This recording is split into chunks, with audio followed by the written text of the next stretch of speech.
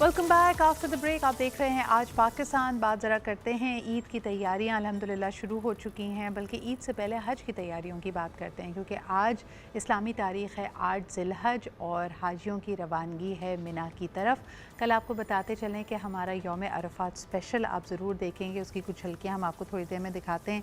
लेकिन आज का दिन बहुत ही अहम, और कई दफ़ा मैं ये सोचती हूँ कि every year now when it's हज, बिकॉज़ आप उस एक्सपीरियंस से जब गुजरे हुए होते हैं तो वाकई आपको एहसास होता है कि इस वक्त दुनिया की तमाम दौलत, तमाम आसाइशें एक तरफ, लेकिन if you could just reach on the best day of the year as Allah has said it to be and as his prophet has said it to be, यानी यौम अरफा, जो कि उसकी अफादियत, उसकी बरकतें, उसके फ़ज़ाइल किसी से छुपे हुए नहीं हैं। यानी हम लैलतुल क़द्र को तो तलाश करते हैं, अल्लाह ताला ने ये खोल कर दिन अया किया है। इन 10 रातों की कसम सूरह फजर में भी खाई है, तो बड़ा अहम है। और मैं while I was reflecting on it, मैं ये भी देख रही थी कि तारीख़ ने फिर ऐसा भी एक मोड़ लेके आए जब इमाम हुसैन को 8 तारीख़ को ही, पहले उन्होंने मदीना से मक्का हिजरत की और 8 तारीख़ को अपने हज को उम्रे में तब्दील करके, he knew that he was leaving and he was going on a journey. कुछ जर्नीज़, कुछ सफ़र आपकी ज़िंदगी के ऐसे होते हैं जो आपको बिल्कुल बदल देते हैं। तो आज हमारी क्या औकात है, हमसे बर्दाश्त नहीं होता और हमारा दिल चाहता है कि कुछ हम किसी तरह उड़ कर वहाँ पे पहुँच जाएं। तो कितना बड़ा ये एक ट्रायल था, कितना टफ़ डिसीजन था कि 8 ज़िलहज को, जब पूरी दुनिया मिना का रुख कर रही हो, आप मिना से दूर, मक्का से दूर, आप दूसरी तरफ को हिजरत करें। सो ये वो कुर्बानियाँ हैं जो यकीनन आले रसूल ने दी, और उसी का एक उसकी बरकतें और फ़ज़ाइल हैं कि आज ये दिन कायम है और मिलियंस की तादाद में लोग पहुंचते हैं। आपने भी वो रील्स देखी होंगी कि हज़रत बीबी खतीजा से हुज़ूर अकरम सल्लल्लाहु अलैहि वसल्लम ने कहा कि हु वुड बिलीव मी, मुझ पे कौन ईमान लाएगा, मेरी बात पे कौन यकीन करेगा। और हज़रत बीबी खतीजा ने आपको सहारा दिया, आपको कहा कि अल्लाह ताला ने आपको किसी ख़ास मकसद के लिए चुना है। और आज देखिए, कहा जाता है 2026 में मौसम की सऊबतें और गर्मी की बावजूद इस वक्त लाखों की तादाद में लोग वहाँ पे मौजूद हैं, और उससे भी बढ़कर करोड़ों के दिल में ये आरज़ू है कि काश वो भी पहुँच जाए।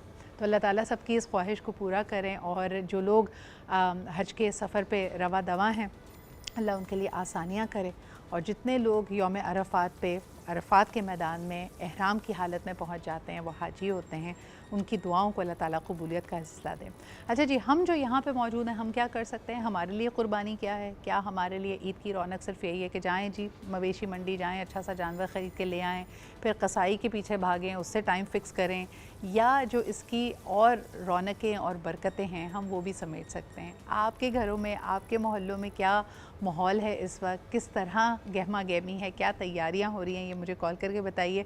सबसे पहले जी मेहमानों को आपसे इंट्रोड्यूस करते हैं। हमारे साथ मौजूद है मेरी बहुत अच्छी दोस्त हैं, she is a life coach as well and somebody who understands HR। अभी आते हुए हम ये बात कर रहे थे कि हुकूमत ने अचानक खुशी देकर वापस ले ली यानी ईद का तीसरा रोज़, अब तो ये पता है हमें कि कल यौम अरफात है, ईद इंशाल्लाह ताला बुध के रोज़ होगी, और जुम्मे को ईद की तीसरी दिन होना था, उसकी छुट्टी वापस ले ली गई है। तो इस वक्त क्या हाल है और कैसे डील कर रही हैं इस प्रेशर से, हम जानते हैं। हमारे साथ मौजूद है एनी अरसलाना। अस्सलाम वालेकुम एनी।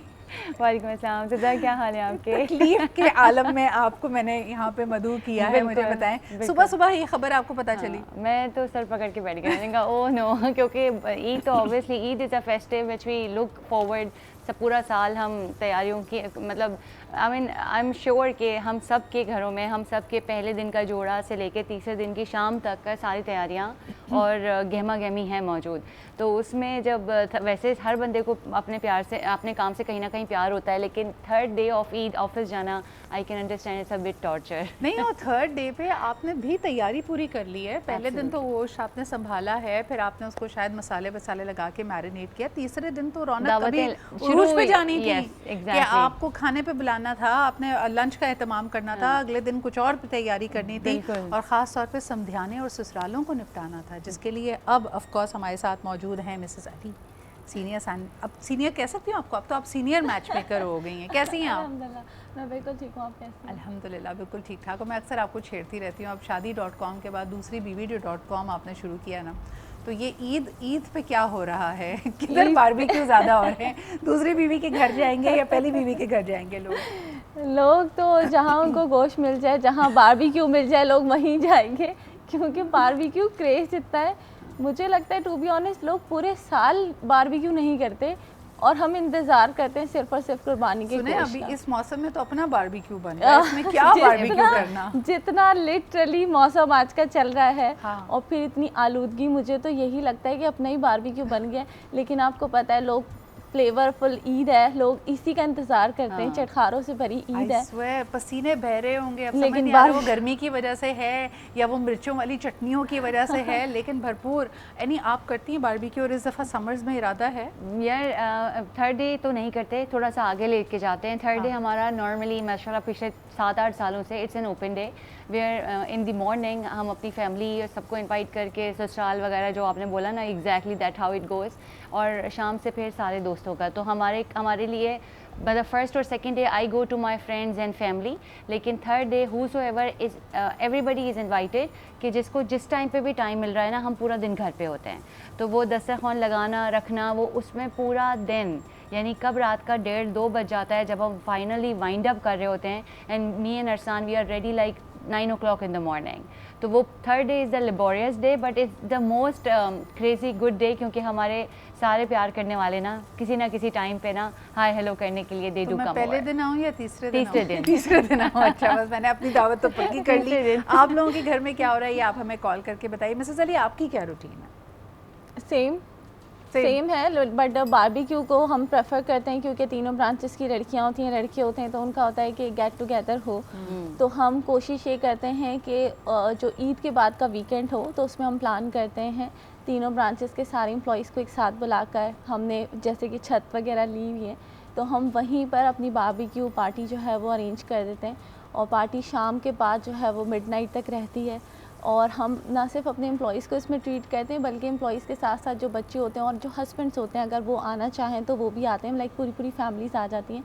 तो वो छोटी सी पार्टी एक बहुत बड़ी समझे कि पार्टी में चेंज हो जाती है, और फिर मज़ा भी बहुत आता है क्योंकि हर बंदा अपना अपना हिस्सा लेकर आ रहा होता है, कोई घर से मीठा लेके आ रहा होता है। तो माशाल्लाह से ये पूरा जब तक 10 दिन गुजर नहीं जाते ईद के बाद के, तब तक ये जो वाइब्स हैं ईद की वो ख़त्म नहीं होती। एब्सोल्युटली। अच्छा, मुझे ये बताएं कि आप बारबेक्यू का दोनों जिक्र कर रहे थे, तो ये गोश्त को खुद अपने सीक्रेट रेसिपीज़ वाले मसाले लगाने होते हैं या फिर आजकल तो बहुत सारी सर्विसेज है ना, गोश्त आपका जायका हमारा? नहीं, हमारी तो बहुत स्पेशल रहती है बारबेक्यू पार्टी, क्योंकि हमारे यहाँ सब फीमेल्स हैं और वो अपना अपना मैरिनेट करके लाती हैं। और वो हमेशा ये ट्राई करवाती हैं कि देखें ये वाला मेरा है, ये वाला इसका है, ये वाला इसका है। तो आप जितने भी वहाँ पे जो सीख खाएं या जितनी भी आप वहाँ पे ट्राई करें, आप देखेंगे कि हर फ्लेवर डिफरेंट होता है। और हम करते इसलिए क्योंकि देखें, आपने कहा ना गोश्त आपका जायका हमारा, तो वो तो आप इतना भी बनवा लें तो आपको सेम फ्लेवर में मिलता है। लेकिन अगर आप इतना सभी खा रहे हैं और आपको डिफरेंट मिल रहा है, तो मुझे लगता है वो वैरायटीज़ हमारे पास जो आती है ना, वो बहुत ज़्यादा हमारी पार्टी को वाला हाल हो जाता है ना, जैसे परफ्यूम देने जाते हैं तो साथ में उन्होंने कॉफ़ी रखी होती है कि भाई बीन्स को सूंघ लें ताकि आपको पता लगे। मुझे लगता है थोड़ी देर के बाद I just lose. You just it's all the same. It's all exactly same.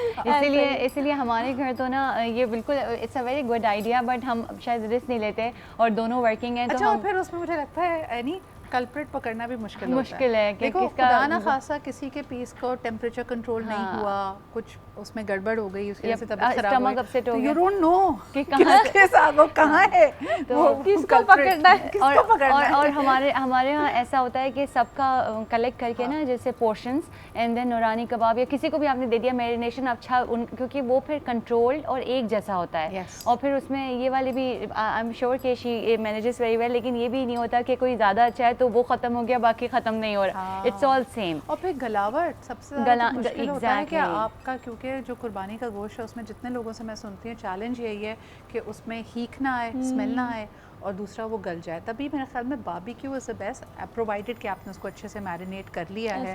तो वरना तो दूसरी चीज़ों में तो क्योंकि यार हर जानवर का अपना आई मीन क्योंकि उसका एज और बहुत सारे फैट लेयर, बहुत सारी चीज़ों की वजह से, फैक्टर्स हैं, फैक्टर की वजह से वो उसकी मैरिनेशन और चीज़ों में एक चैलेंज है। तो हमारे मतलब as like we all friends decide and that's how we do कि मोस्ट कन्वीनियंट ये है कि आप सब देखकर एंड इसको आउटसोर्स करें। यानी अभी हम थोड़ी देर पहले जो छुट्टी की बात कर रहे थे, हमारे पाकिस्तान पाकिस्तान में माशाल्लाह ईद बहुत मुनफरद होती है, हम फेस्टिवल की तरह मनाते हैं। बिल्कुल। अगर हम रमज़ान की भी बात करें तो आखिरी 10 दिन आप किसी से कुछ एक्सपेक्ट ना करें, क्योंकि एक तो बड़ी रातें हैं, रातों की जगाई है, फिर ईद मोड में हम पहले ही चले जाते हैं। इसी तरह अगर हम इसकी बात करें, बकरा ईद की भी बात करें, अभी वीकेंड है, आज का एक मेरे ख्याल में लास्ट वर्किंग डे हर कोई लेके चल रहा है। हाँ। कल हज की छुट्टी, फिर ईद की छुट्टियाँ। ये मज़े सिर्फ पाकिस्तान में है, तो एज अ HR प्रोफेशनल कैसे हैंडल करती हो? और जो तुम्हारे एम्प्लॉयज़ कभी ना कभी तो कोई जाता होगा, मुल्क छोड़ के चले जाते हैं, आउट ऑफ स्टेशन काम करते हैं, तब उनको याद आता है कि क्या मज़े थे पाकिस्तान में, 5 छुट्टियाँ मिल रही हैं जी ईद की। यार अभी मैं एज एन HR से ज़्यादा ना एज एन पाकिस्तानी अगर बात करूँ तो क्योंकि based on HR we all are employed, तो अगर बाहर बहुत सारे और मज़े हैं, तो अगर हम ये थोड़े मज़े ले रहे हैं तो क्या ही मसला है यार। क्या जस्टिफाई किया है, वाह भाई वाह, क्या हुआ? मतलब बाहर तो लोग कहते हैं कि जी आपकी डेजिग्नेटेड हॉलीडे भी नहीं होती, क्योंकि हमारी मून साइटिंग पे उन्होंने कहा भाई पहले बता दो एक दिन, ताकि हम प्लान कर सकें। अब आपकी मर्जी, आप वो छुट्टी ले लेते हैं, लेकिन एक दिन होता है, तो कई हमारे जो बाहर रिश्तेदार हैं वो यही कह रहे होते हैं यार ईद का मज़ा तो, और एक्चुअली अगर आप देखो ना सिद्रा, तो इनफैक्ट हमारे यहाँ भी ऐसा है कि लोग अपने जितने भी, यानी कि जैसे हमारे मैक्सिको ऑपरेशंस या जो अदर कंट्रीज़ में ऑपरेशंस हैं, तो लोग ना रिक्वेस्ट करते हैं कि हमें अपनी एनुअल लीव ईद की यहीं चाहिए। The only reason so they can be close to their family and they can like साल में एक दफ़ा आती है। तो मैं तो मेरा तो इसमें ये मानना है कि बाहर और बहुत सारी फैसिलिटीज़ हैं, ये यकीनन नहीं है जो कि हमारे पास है, तो वी शुड एंजॉय इट। अच्छा, और हमारे लाइफ टाइम में देखें कितना शिफ्ट हुआ है ना। हमारे बचपन में या थोड़े अरसे पहले तक ये बकरा ईद आती थी दिसंबर की छुट्टियों के पास, तो आपने वही कहा एनुअल लीव्स भी हो जाती थी, मौसम भी अच्छा था उस वक्त, तो जो थोड़ी बहुत कराची में और दूसरी जगह तो ज़्यादा होती है, सर्दी एंजॉय करते करते आपने बारबेक्यू पार्टीज भी की। अब थोड़ा मुश्किल है और इस पे हम बात करेंगे। रमज़ान अच्छे गुजर गए, रमज़ान अच्छे गुजर गए, लेकिन अब थोड़ा सोचना पड़ेगा कि कौन है वो फेवरेट रिश्तेदार जिनके आने से ना ज़्यादा भूकंप नहीं मचेगा और उनको आप वेलकम भी करेंगे और आप खुश भी होंगे। इस पर बात करते हैं जी एक छोटे से ब्रेक के बाद। Welcome back after the break. आप देख रहे हैं आज पाकिस्तान, बात हम कर रहे हैं ईद की तैयारियों की। तो आपके इर्द गिर्द क्या रौनक है? अच्छा, जहाँ पे ऑफ कोर्स इसकी आप कपड़ों की, घर की, बाकी सब चीज़ों की तैयारियाँ कर रहे होते हैं, अहम ये भी है कि आपके इर्द गिर्द जो कुर्बानी के जानवर हैं उनकी वजह से आपकी लाइफ किस तरह इम्पैक्ट हो रही है और उनके साथ क्या रवैया है। ये मेरे ख्याल में अब तो बड़ा रेलिवेंट क्वेश्चन हो गया है। Eid is just 2 days away. Mrs Ali, आपके इर्द गिर्द क्या है? Are you annoyed by it? आपको लगता है कि इतने सालों में कोई बेहतरी आई है, लोग अपने कुर्बानी के जानवर को बेहतर अंदाज में रखते, देखभाल करते हैं, या you just take it with a pinch of salt के स्मेल भी होगी, गंदगी भी होगी, लोग नहीं ख्याल करते और सिविक सेंस इस वक्त बिल्कुल ज़ीरो हुई हुई है? एक्साइटमेंट हो जाती है, तो फिर मुझे लगता है बच्चे भी बड़े लोग भी ना बच्चों जैसी हरकतें करते हैं, कि आपको, मुझे लगता है कि बच्चों को ये चीज़ मतलब कि सिखानी चाहिए कि आप जानवर को भी कैसा ट्रीट कर रहे हैं और आप जानवर के साथ साथ अपने जो आसपास का माहौल है उसको कैसा रख रहे हैं। मुझे लगता है कि बकरा ईद पे सबसे ज़्यादा जो बात के उसके बहुत एक्साइटमेंट भी होती है, लेकिन जितने इस कुर्बानी के बाद हमने देखे ना circumstances in all over the city, मुझे लगता है वो सबसे ज़्यादा होते हैं। बाकी भी त्यौहार होते हैं सारे, लेकिन इसके बाद जो सबसे ज़्यादा हम लोग फेस करते हैं वो सबसे ज़्यादा पॉल्यूशन के हिसाब से फेस कर रहे होते हैं, हाइजीन के हिसाब से फेस भी। देखिए ना, इसमें कहीं ना कहीं एक इंसान भी मेडिकली सर्वाइव कर रहा होता है, कभी किसी को कुछ बीमारी हो जाती है, कभी किसी को कुछ बीमारी हो जाती है, और इस गंदगी की वजह से देखिए हमारे वो एनिमल्स जिनको हम बहुत प्यार से लेके आए होते हैं कुर्बानी के माइंडसेट से, कहीं ना कहीं वो एनिमल्स भी हमारे सफ़र करते हैं, किसी के साथ कुछ हादसा हो जाता है या कोई बीमार पड़ जाता है। तो मुझे लगता है ये सारा इम्पैक्ट एक इन्वायरमेंट से ही क्रिएट होता है। अगर आप इन्वायरमेंट को अपने अच्छा रखें, अगर बीइंग अ सिटीज़न बात करूं, अगर आप अपने घर के 10 मीटर आगे तक भी सफाई रखें, तो मुझे लगता है उससे इंसान भी सेफ़ रख सकता है और एनिमल भी सेफ़ रह सकता है। अगर हम इन चीज़ों का ख्याल रखेंगे तो ना सिर्फ हमारी ईद अच्छी गुजरेगी, बल्कि ईद के बाद भी हम इसको एंजॉय कर सकते हैं। वरना आप देखें, without mask you can not go out. Yes. अच्छा, मास्क के अलावा एनी मेरे ख्याल में ये बेहतरी नहीं आ रही इस सिविक सेंस में। People are just the same way. In fact ये ना, जैसे चीज़ें बेहतर होती हैं हमें अंदाज़ा होना चाहिए कि यार let's do the same thing in a better fashion. क्यों नहीं कर पा रहे हम? To be honest, if I really be blunt या ऑनेस्ट बात करूँ ना, तो मुझे लगता है बेहतरी की जगह इनफैक्ट डिक्लाइन आ रहा है। उसके 2 मेजर रीज़न है सदा, जो मुझे ओवरऑल नज़र आता है। अब ना हर जगह अपार्टमेंट सेटिंग हो गई हैं, यानी आप देखें तो पूरा शहर इसमें जो भी एक तो सिटी प्लानिंग फॉर श्योर है ही नहीं, ठीक है, तो रिसोर्सेज मैनेजमेंट की तो सवाल ही थोड़ा आगे की तरफ चला जाता है। लेकिन जो लोगों के, अब let's suppose I live in an apartment, ठीक, अब पूरी रोड पे कहीं जगह नहीं है, तो अपार्टमेंट के अंदर आप जितना भी कर लें, वो स्मेल भी होगी, वो खून भी होगा, सब कुछ होगा। और बेचारे हर कोशिश भी कर ले, अगर पार्किंग लॉट्स में हो रहा है, हाँ, क्लीनिंग भी करें, बिकॉज वो जगह इतनी वेल वेंटिलेटेड नहीं होती।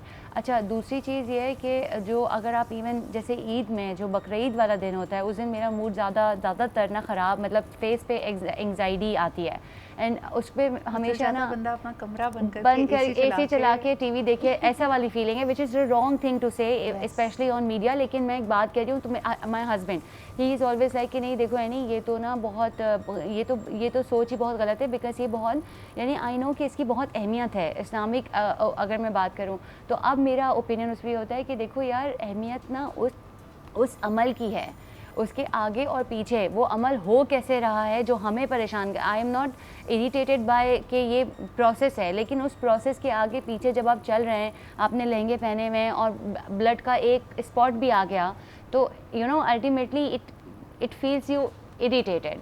और इसके अलावा आपके घर में बच्चे हैं, आप उनको लेके बाहर नहीं जा सकते, आप उनको हर वक्त कह रहे हैं कि आप इतना ज़्यादा प्रोटेक्ट करने की ज़रूरत पड़ेगी कि गाड़ी में बैठे रहो।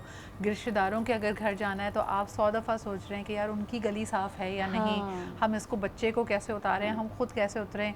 उन लोगों का हाल देखने वाला होता है घर में जिसकी जिम्मेदारी होती है, जो गोश्त बांटने पे होता है, उसने तो वो आग का दरिया है, खून का दरिया है, उसको पार करके जाना। क्योंकि ना ये यहाँ हमारे पास कोई हाइजीन ना, तो हम अपनी पर्सनल, मतलब एक ख़ास किस्म की लिफ्ट्स आप यूज़ करते हैं ना, तो एक ख़ास किस्म की स्मेल होती है जो 6-7 दिन, ईद से 3 दिन पहले और ईद के 3 दिन बाद तक आपको हर दफ़ा लिफ्ट में आएगी। मतलब it's a fragrance, you always enjoy it, no matter उसके अंदर एसी चल रहा है, लिफ्ट के अंदर जो भी है, बट नेवरदलेस मैं इसमें आई नो ऑफ पीपल जिनके पास अगर रिसोर्सेज होते हैं तो वो मुल्क से बाहर चले जाते हैं, वो कहते हैं छुट्टी है ना, मैंने कुर्बानी कर ली, अपना हिस्सा किसी घर पे दे दिया, लेट्स जस्ट गेट आउट, क्योंकि ये बर्दाश्त नहीं हो रहा। एग्जैक्टली। और ये अच्छा, इसमें मुझे कोई हेसिटेशन नहीं होती बात करते हुए।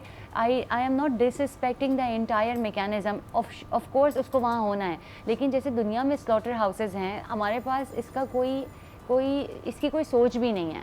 हम सब हर गली मोहल्ले में कसाई बन जाते हैं। मुझे लगता है लोगों के अंदर ये फैंटेसी बहुत है, ये कसाई बनने की। आप देखिए, छोटा बच्चा भी होगा ना तो वो कहेगा मुझे छोटा सा बोटा दे दो, मुझे उसके पीसेस करने। तो हमारे यहाँ ये एक्साइटमेंट बहुत है कुर्बानी की, कि हर बच्चा या हर बड़ा चाहता है कि वो उसमें इन्वॉल्व हो।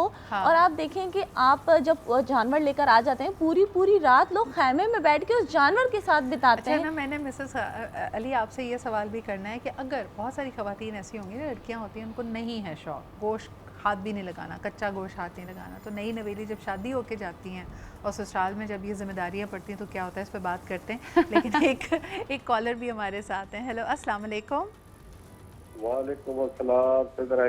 अकरम कुरैशी अब्बास, कैसे हैं अकरम साहब? और पेश की हज की और बकरा ईद की मुबारकबाद आपको। मुझे बताइए आज के मौजू पे क्या कहेंगे? इकबाल साहब, मैंने इसलिए कॉल किया कि आपको एडवांस ईद मुबारक, कुर्बानी मुबारक, और आपके पैनल को, सारे सुनने वालों को मुबारक हो मेरी तरफ। बहुत शुक्रिया, आपको भी खैर मुबारक। मुझे बताइए, हम जो बात कर रहे हैं हम हर साल बात करते हैं, कभी कभी तो मैं थक जाती हूँ ये कह के, लेकिन ख़ास तौर पे वो लोग जो एयरपोर्ट के नज़दीक रहते हैं उनको ख़ास ख्याल रखना चाहिए कि कुर्बानी के जानवर की आलाइशें आप ना छोड़ें, बिकॉज़ उन आलाइशों पे जो परिंदे आते हैं वो किसी बड़े हादसे की वजह बन सकते हैं। लेकिन जनरली भी हम सफाई निस्फ़ ईमान है, लेकिन सफाई का ख्याल नहीं रखते इस दौरान। इकबाल साहब, अल्लाह ने जो कुरान में कहा है ना, इंसान तो अपनी तबाही और बर्बादी का सामान खुद पैदा करता है। ये 1450 साल ऊपरी किताब में लिखा हुआ है। जो ट्रैफिक की प्रॉब्लम है ये हमारी खुद पैदा करती है। हम लाइन से चलते नहीं है, अब अटैक करते हादसा का शिकार होते हैं। इकबाल साहब, आप उस वक्त तालीम कर रही होगी जब साहब के दौर में बाहर से एक टीम आई थी ट्रैफिक के निजाम को ठीक कर, नॉर्वे की। जब वो वापस गए कराची एयरपोर्ट और साथियों ने सवाल किया, आप पे करोड़ों डॉलर खर्च हो गए, वो आप हमारा निजाम ठीक करके नहीं गए। उन्होंने कुछ तस्वीरें दिखाई मर्दों औरतों, वो देखो सामने पुल है और जहाँ सर वो बॉर्डर सी लगी है, तारे लगी है, लोग वो क्रॉस कर रहे हैं। उसने कहा तुम लोग कभी भी ठीक नहीं होते, देखो 95% तुम कानून तोड़ते हो, तो इस वजह से ये ठीक नहीं। आप 5% तोड़ते, 95% अमल करते। फिर इकबाल साहब ने ठडियारी कभी जाना होता है गर्मियों, जो गैर मुल्की होते हैं वो चढ़ाई आप जा रहे होते, वो खड़े हो जाते हैं। हमारा कोई पाकिस्तानी बड़ी गाड़ी छोटी वाला कभी जय जगह नहीं देता। सबसे बड़ी वजह हमारा कुरान कानून पे अमल नहीं करता, घर के बाप कानून पे अमल नहीं करता, बच्चों के ये सामने बड़ी सिगरेट आपने पीता अहम है। बात की है अकरम साहब, बहुत शुक्रिया कॉल करने का, उसको हाईलाइट करने का। अभी देखें, मुझे एक छोटी सी अल्फाज का खेल है ना सारा, हम कहते हैं सफाई करो, लेकिन दरअसल सफाई रखी जाती है। आप ऑलरेडी निज़ाम देखें तो वो बड़ा क्लीन होता है, लेकिन फिर हम उसको ख़राब करते हैं, फिर उसके बाद हम ब्लेम गेम करते हैं, हम शिफ्ट करते हैं कि ये काम लोकल गवर्नमेंट का था, ये फ़लाने इदारे का काम था, वाटर एंड सीवेज बोर्ड क्या कर रहा है, सॉलिड वेस्ट मैनेजमेंट कंपनीज़ वो क्या कर रही है, जिसको आउटसोर्स किया वो क्या कर रहा है। अपनी ज़िम्मेदारी हम सिर्फ इतनी ये समझते हैं कि अपनी दहलीज़ पे हमने कुर्बानी करनी है, आलाइशों को उठा के गली के कोने, वो भी अगर आप अपने आप को थोड़ा सा समझदार समझते तो करते, वरना तो घर के पास ही पड़ी रहे। आपका ख्याल ये है कि कोई दूसरा आएगा और उसको कलेक्ट करेगा, तो ख़ुद ज़िम्मेदारी लेना सफाई की बड़ी अहम चीज़ होती है। इस पर बात करते हैं जी एक छोटे से ब्रेक के बाद। Welcome back after the break. अच्छा जी, कुछ लाइट हार्टेड बातें भी कर लेते हैं। ऑफ कोर्स हाइजीन हम सबको पता है कि हम अपना ख्याल रखेंगे, ख़ुद इन चीज़ों को देखेंगे तो ना सिर्फ हमारे अपने प्यारे, बल्कि हमारा गली, हमारा मोहल्ला और हमारा प्यारा वतन सब कुछ साफ़ सुथरा रहेगा और सब लोग महफूज रहेंगे। लेकिन ज़रा कुछ कल्चरल चीज़ों की बात कर लेते हैं। हमारे यहाँ गोश्त ऐसे पकता है, हमारे यहाँ जायका ये होता है। अब कई नई नवेली जो बेचारी दुल्हनें होती हैं, उनके यहाँ जिस तरह मीठी ईद पे उन पे मुश्किल आती है कि जी सवैयाँ बनानी है, इस वाली ईद पे कलेजी बनानी है, और कलेजी खाना हो नहीं खाना हो, बनानी ज़रूर है।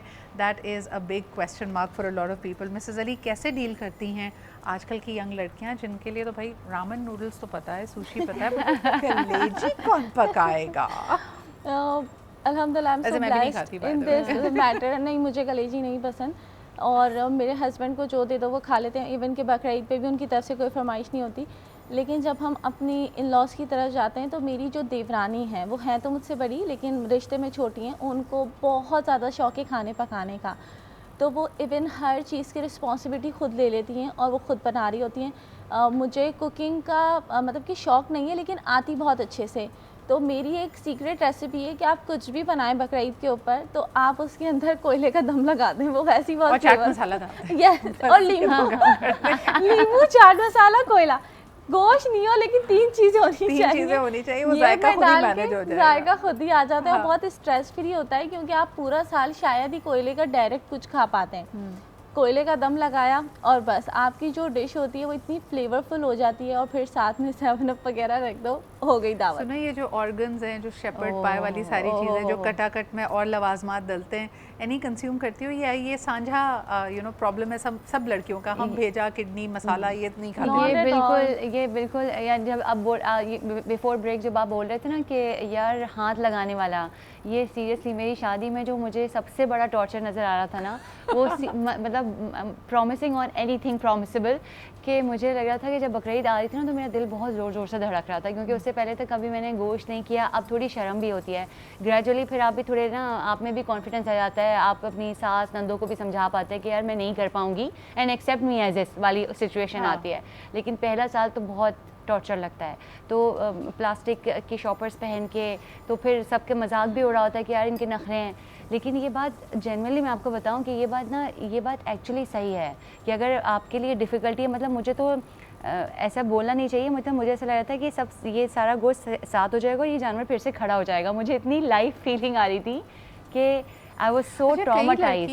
ब्लड की साइट नहीं बर्दाश्त कर पाती। और देखिए, खाना पकाना या उसको पके हुए गोश्त को खाना एक बिल्कुल अलग फिनोमेना होता है। You haven't gone through that. कई लोगों को आप देखें, वो कहते हैं हमने जब कुकिंग स्टार्ट की थी तो अम्मी गोश्त बिल्कुल क्लीन अप करके आपको बस दे देती थी, और आपने बनाना था उसको भी हम इतना मुंह बनाते थे कि हाथ नहीं लगाऊंगी, टच नहीं करूंगी, गोश्त अम्मी आप डाल दे, मसाला बना दिया, अब आके बोटियां, उसके बाद मैं I can just stir the. तो यार देखें, अब ये सिर्फ कबूल है बोल देने से आपका पूरा मैकेनिज्म तो नहीं बदल जाता है ना, आपकी आगे पीछे मतलब आई नो एक्सपेक्टेशन, एक हिस्ट्री है, एक आपकी अपनी एक लाइफ है। अब तो शायद फिर भी लोग फ्लेक्सिबल हो गए हैं, उनको समझ आता है कि यार ये चीज़ें लड़कियां बहुत ज़्यादा इनटू सेल्फ डेवलपमेंट में तो शायद किचन की तरफ इतना नहीं आती।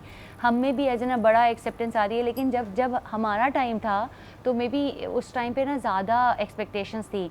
बट नेवरदलेस आई थिंक हम टाइम के साथ सीख लेते हैं। लेकिन आज भी अगर सदा इफ़ यू आस्क मी ना कि अरे ये काम करो तो मैं नहीं, शौक से कभी नहीं करूँगी। लव मैरिज में मिसेस अली ज़्यादा लोगों को करना पड़ता है, फिर ये वो कुर्बानी होती है जो आपने देनी ही देनी है, ईद उल अज़हा हो या ना हो। करनी होती। लव मैरिज में हस्बैंड्स बहुत सपोर्टिव होते हैं। मेरी लव मैरिज थी तो मैंने ये सब फेस नहीं किया। वो खुद ही आके अम्मी को बता देते कि मेरी बीवी ये नहीं कर सकती। And my mother in law अल्हम्दुलिल्लाह I am so blessed, I am again and again saying, क्योंकि शी अंडरस्टैंड मी जैसी मैं हूँ। उन्होंने मुझे, जब मेरी फर्स्ट जॉइंट फैमिली में ईद थी, मेरे हस्बैंड मुझे स्पेशली लेके गए थे वहाँ पे, और उन्होंने मेरा फर्स्ट फ्लोर ऑलरेडी अरेंज्ड है, उन्होंने मुझे वहाँ पे भेजा और उन्होंने कहा जब हम ये पूरा क्लीन अप कर लेंगे देन हम तुम्हें बुलाएंगे। लिटरली एक आइडियल इन लॉज मेरी फैमिली है। क्या वजीफे किए थे वो भी बता दो। मेरी मदर कहती है कि अगर हमने जमीन पे फरिश्ते देखे हैं तो मुस्कान के ससुराल वालों के रूप में देखे। माशाल्लाह माशाल्लाह they all are very settle कि भाई जो जैसा है वो। और मैंने जैसे कि बताया कि मेरी देवरानी का, वो कहती है भाई हाथ नहीं डालो, मतलब शुरू से आखिर तक का क्रेडिट मुझे चाहिए अगर आप किसी की हेल्प कर रहे हो। तो वो कहती है नहीं, सारी चीज़ें वो खुद करती हैं and she love to cook, हर चीज़ बना लेंगी। मैं एक बात बताऊँ, वैसे तो आज का ये हमारा मौजू नहीं था, लेकिन since you are here and Annie is also here और ये बहुत सोशल मीडिया पे ट्रेंड कर रहा है, तो मैंने कहा ये ज़रूर मैं पूछूंगी। मुझे लगता था कि कई मामलात पे हम बहुत रिवायती हैं, जैसे ईद पे इस तरह का प्रेशर आता है, बाकी चीज़ों पे आता है। मैं शॉक्ड हूँ जिस किस्म के 2-3 बैक टू बैक केसेस अभी इंडिया के सामने आए हैं, जहाँ पे जहेज़ के लिए या दूसरी चीज़ों पे इस कदर टॉर्चर के 2-3 लड़कियों की डेथ हुई है। यानी हमारे यहाँ भी अनफॉर्चुनेटली ये ऐसा नहीं है कि पाकिस्तान में वाक़यात इस तरह के घरेलू तशद्दुद के नहीं होते, लेकिन जहेज़ को लेकर और इतने पढ़े लिखे लोगों की, यानी मुझे एटलीस्ट ये अजम्पशन है कि पाकिस्तान में शायद इस तरह के मामलात कुछ ऐसे तबकों में होते हैं जहाँ तालीम इतनी आम नहीं है, ज़्यादा रिवायती है, बट ये मेन स्ट्रीम में हो रहा है। एक खातून है जो ख़ुद एक मेरे ख्याल में जज हैं और उनकी बेटी यानी बहू मुर्दा पाई गई है, and the kind of things she is saying कि जी खाना नहीं पकाती थी, फलाना नहीं करती थी। कैसे अंडरस्टैंड करती हो आज 2026 में भी, when you are reading it, when you are coming across it, how do you respond Mrs Ali? मुझे लगता है इस तरह के वक्त के साथ साथ ना एक्सपीरियंस इंसान को हो जाता है, लेकिन वो बंदा जो कि न्यूली मैरिड है, आप उसको कितना भी ट्रेन करके भेजो, जब तक वो उस जर्नी से खुद नहीं गुजरता ना, उसको वो चीज़ें खुद नहीं मतलब कि आती। हम कितना अपनी बहनों को गाइड करते थे, हमारी जब शादी हुई हमें लोगों ने कितना गाइड, लेकिन हमने भी उस चीज़ से सफ़र किया। लेकिन कुछ लड़कियां होती हैं जो इस सफ़र में हार जाती हैं, कुछ लड़कियां होती हैं जो सफ़र में जीत जाती हैं, और फिर कहीं ना कहीं या तो रिश्ता हार जाता है। तो ये वाला होता है, क्योंकि देखिए शादी की एक पूरी लाइफ है, जब आपने 5 साल गुजारने ही है शादी में, फिर जाके वो कामयाब होगी। और ये सीन है कुछ ना कुछ किसी ना किसी वजह से। ये अभी जैसे मैंने क्योंकि वो रील देखी है ना कि कितना रिवायती तरीके से आप मतलब एक तरफ आपकी एक सोशल स्टैंडिंग है, आप लॉयर हैं, आप दुनिया में आपका नाम है, आप हाई प्रोफेशनलिज्म पे बात करते हैं, लेकिन दूसरी तरफ जो आपका घर में रवैया है वो शदीद उस चीज़ को बिल्कुल कॉन्ट्रडिक्ट करता है। लेकिन मैं एक बात बताऊँ सिद्रा, मुझे ऑनेस्टली ऐसा लगता है कि हमारे ना पिछले 10-15 सालों में लड़कियों की तो ग्रोथ हुई है मेंटली, लेकिन ख़ानदानों की, मर्दों की उस तरह नहीं हुई। यानी ऑल टुगेदर आज भी जब मैं अभी पिछले दिनों यानी कुछ ऐसे डिस्कशंस हुए घर में, अगली आप और मैं भी जब कल बात कर रहे थे, हम कह रहे थे कि a woman in every field is a woman first and a professional after. Yes, a woman first and a professional after. ये बहुत डीप बात है। अगर मैं बात करूँ ना कि अगर आप घर भी आ रहे हैं तो अल्टीमेटली जिस तरह लड़कियों ने ग्रो किया ना, आज आप 20-21 साल की बच्चियों की माइंडसेट पढ़ेंगे ना, वो बहुत मेच्योर्ड है, उन्हें पता है उन्हें क्या चाहिए क्या नहीं चाहिए। लेकिन जब वो दुल्हनें बन के जाएंगी या रिश्तों की बात होंगी, तो जो लड़के उन्हें देखने आते हैं ना, वो उनको वो डेवलप्ड फेस नज़र तो बहुत अट्रैक्ट करता है, उसी डब्बे में दोबारा डाल देते हैं, पर वो डब्बा वो पीछे वाला लेके आते हैं। यस। और ये बात generally being a life coach मैंने इतना देखा है कि जब लड़कियां स्पेशली जो स्ट्रगल कर रही हैं, जो मुझ जैसी हैं, तुम जैसी हैं, हाईली प्रोफेशनल हैं, वेल ग्रूम्ड है, जिनको देख के आपको लगे यार ये बंदी इतनी परफेक्ट है, इसकी ज़िंदगी में तो मसला कोई होना ही नहीं चाहिए। सही। और जब आप उन्हें अनफोल्ड करते हैं तो उनके साथ जो ट्रीटमेंट दे रहे हैं लोग, क्योंकि उनकी वो साइकोलॉजिकल ग्रोथ नहीं हुई ना, बिल्कुल सही, तो वो कहीं ना कहीं तो मिसमैच है। एब्सोल्युटली। और ये बहुत बड़ा एक चीज़ आपने पॉइंट आउट की है, और ये ज़्यादा उभर कर आती है फैमिली सिचुएशंस में, फैमिली सर्कमस्टांसेस में, और ख़ास तौर पे ईद त्यौहार के मौके पे, जहाँ आपको एक लाइसेंस मिल जाता है किसी को क्रिटिक करने का कि ये ऐसे क्यों कर रही है, घुल मिल के ही तो बैठना है, यानी completely dismissing another persons personality. कभी कभार कुर्बानी सिर्फ जानवर की नहीं होती, आपकी अपनी अना की, अपनी ईगो की भी होती है। So you have to learn to treat people the way they deserve to be treated. बहुत शुक्रिया, मेरे साथ मिसेस अली मौजूद थी, एनी हमारे साथ थी। It was always a pleasure to discuss this area with you. और इसी के साथ आप लोग अपना बहुत ख्याल रखें। इंशाल्लाह ताला कल आप देखेंगे हमारा यौम अरफात स्पेशल, फिर हमारे ईद स्पेशल्स, और इंशाल्लाह लाइव के साथ हम दोबारा हाजिर होंगे पीर के रोज़। अपना बहुत ख्याल रखें। खुदा हाफ़िज़।